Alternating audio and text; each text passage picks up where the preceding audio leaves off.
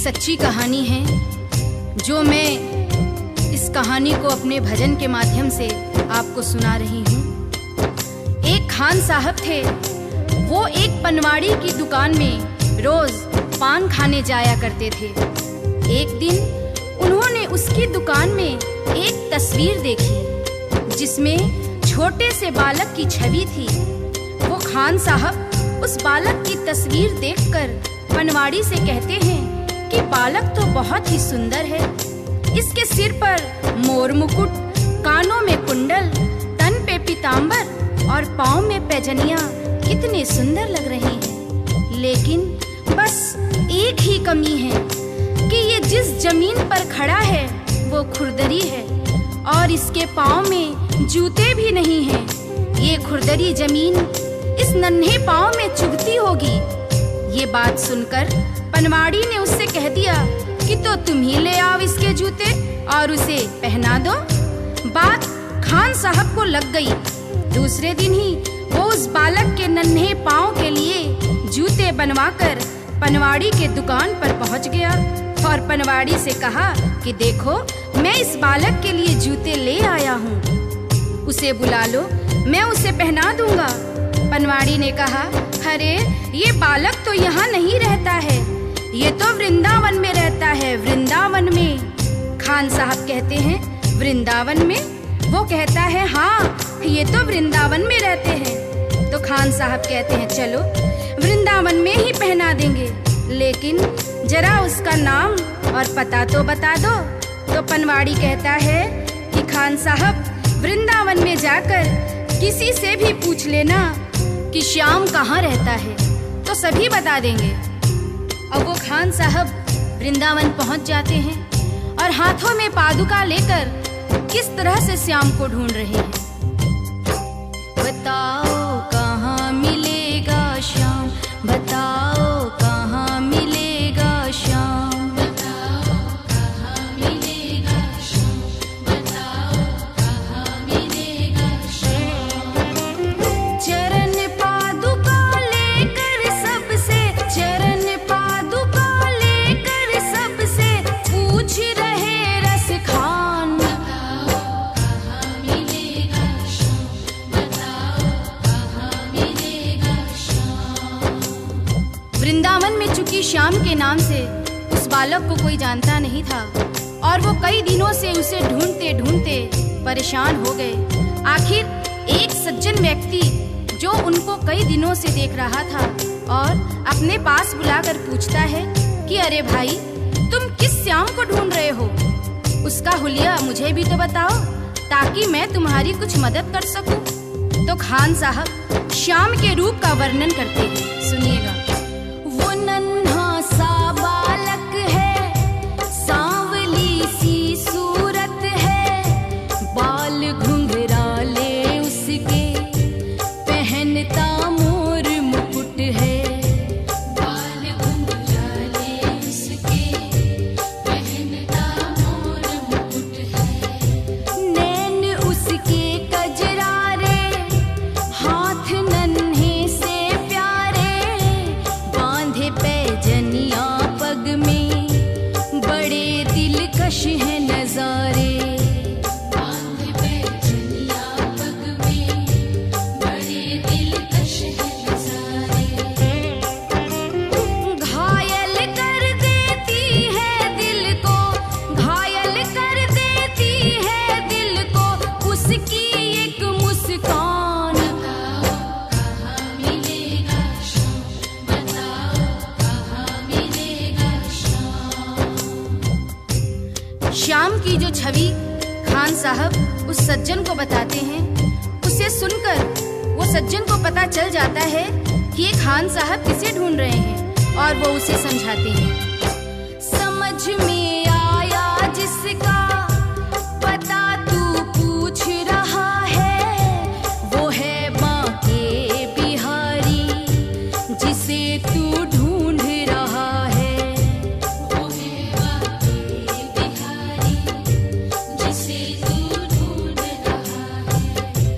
कहीं वो श्याम कुहाता, कहीं वो कृष्ण मुरारी, कोई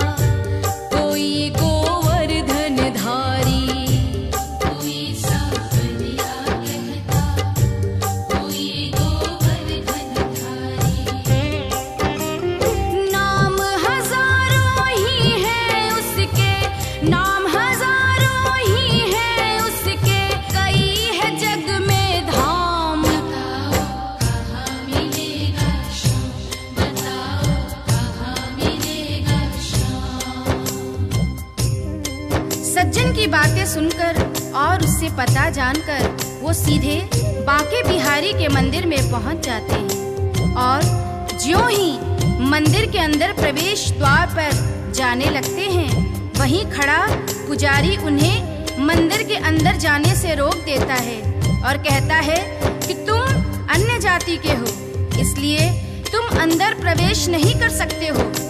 तो खान साहब उस पुजारी से बहुत मिन्नतें करते हैं, लेकिन वह पुजारी उस खान साहब को आज्ञा नहीं देते हैं और खान साहब को मजबूरीवश क्या करना पड़ता है, सुनिएगा।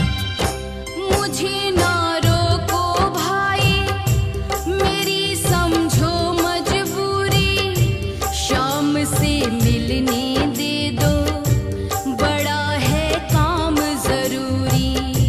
शाम से मिलने दे दो, बड़ा है काम जरूरी। सीढ़ियों पर मंदिर के डाल कर बैठा डेरा, कभी तो घर से बाहर शाम आएगा मेरा, कभी तो घर से बाहर शाम आएगा मेरा। इंतजार करते करते ही, इंतजार करते करते ही सुबह से हो गई शाम। बताओ कहाँ मिलेगा शाम, बताओ कहाँ मिलेगा शाम।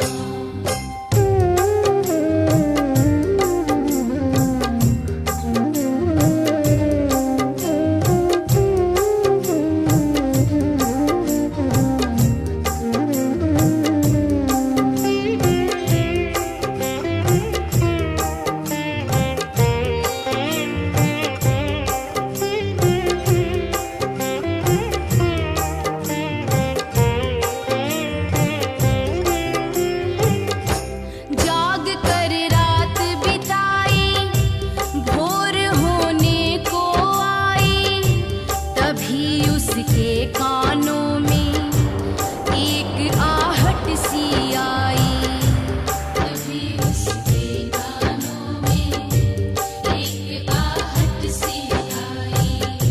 वो आगे पीछे देखे, वो देखे दाएं बाएं, वो चारों ओर ही देखे, नजर ना कोई आए। वो चारों ओर ही देखे, नजर ना कोई आए।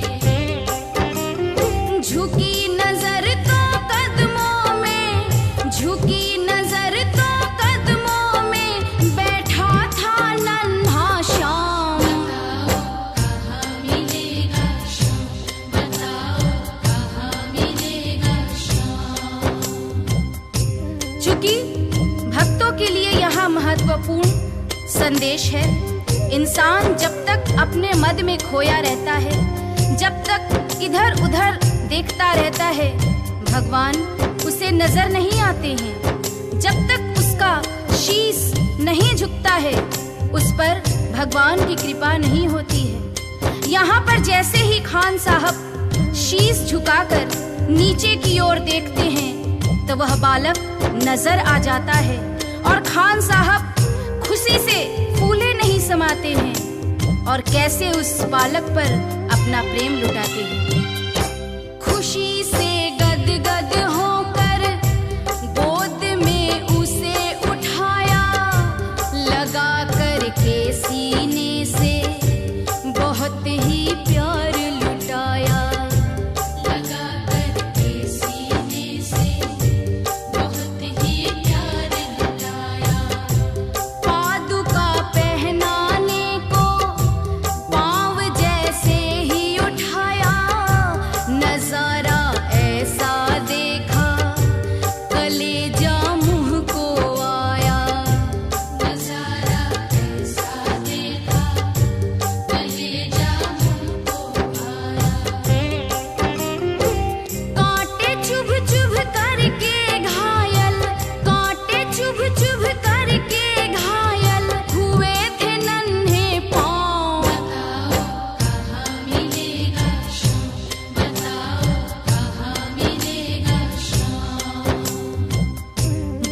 नन्हे नन्हे पांव कांटे चुभ चुभ कर छलनी हो जाते हैं, जिसे देखकर खान साहब का हृदय रोने लगता है और उनके आंखों में आंसू आ जाते हैं। वो सोचते हैं कि तस्वीर देखकर मुझे जिस बात का डर था वही हो गया है।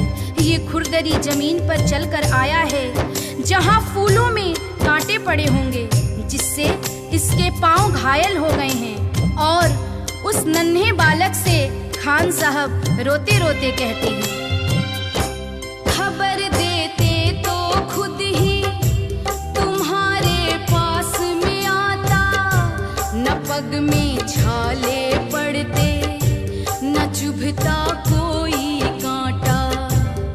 अब वो नन्हा बालक उस खान साहब की उंगली पकड़कर मंदिर के अंदर ले जाता है और बांके बिहारी की मूरत की तरफ इशारा करके कहता है कि बोलो खान भाई बोलो, अगर मैं तुम्हें अंदर बुला लेता तो तुम क्या मुझे पहचान पाते?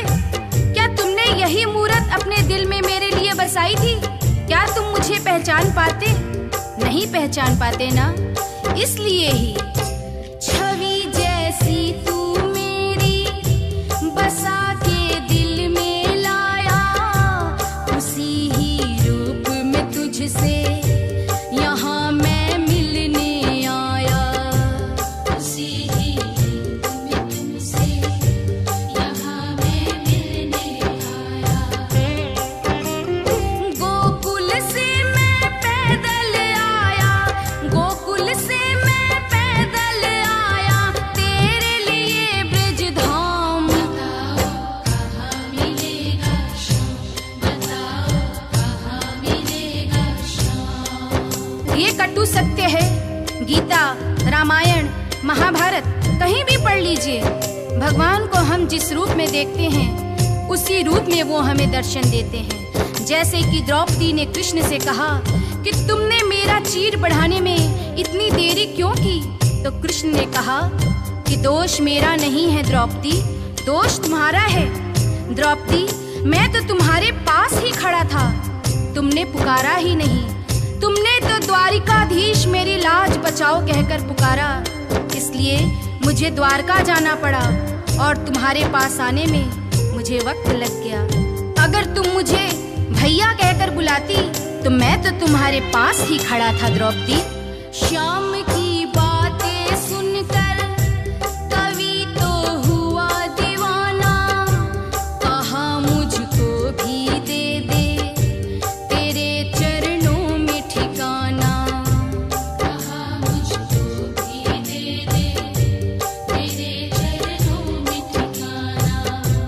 तो दुनिया का मालिक है ये मैंने जान लिया है, लिखूंगा पद तेरे